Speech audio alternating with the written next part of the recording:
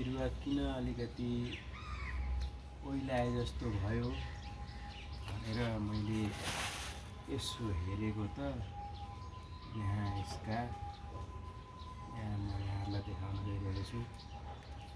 अस्ति भर्खरै मैले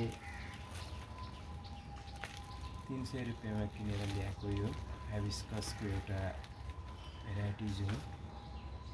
अब यहाँ यो जरा चाहिँ यसको मेन जरा चाहिँ यसले खाइदिइसकेको रहेछ किराले। यहाँहरूलाई म देखाउन गइरहेको छु कसरी खाँदो रहेछ त यो किराले भनेर। यहाँ हेर्नुहोस्, यस्तो किराहरू चाहिँ यसमा। अब म यहाँ खोज्दै जान्छु कति रहेछन् यस्ता किराहरू भनेर। र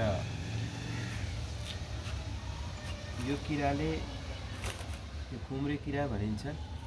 यसको अर्को नाम चाहिँ मलाई थाहा छैन, तर यो जेनरली हाम्रो यति मसिना मसिना पनि छन् कि यसका। यहाँ हेर्नुहोस् यो किरा,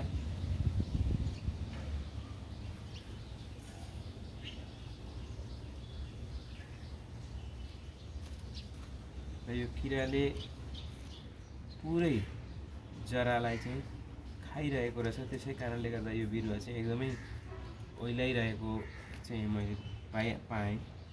आज चाहिँ के भएछ भनेर फुर्सद पनि, स्कुल पनि छुट्टी भइरहेको, त्यस कारणले गर्दाखेरि अब हेर्नु पर्यो भनेर मैले यो चाहिँ यहाँहरूलाई देखाउन गइरहेको छु। म सबै यसको बताउँदैछु के हुँदो रहेछ भनेर।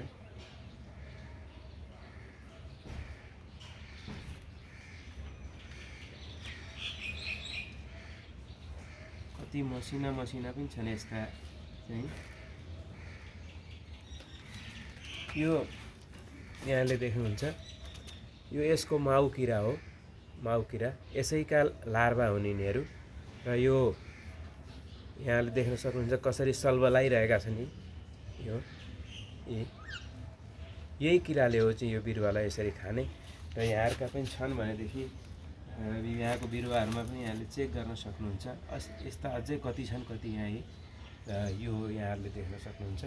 यो चाहिँ यसलाई अब अर्को केही उपाय छैन। अब मसँग यहाँ अहिले कुनै औषधि पनि छैन यसका लागि।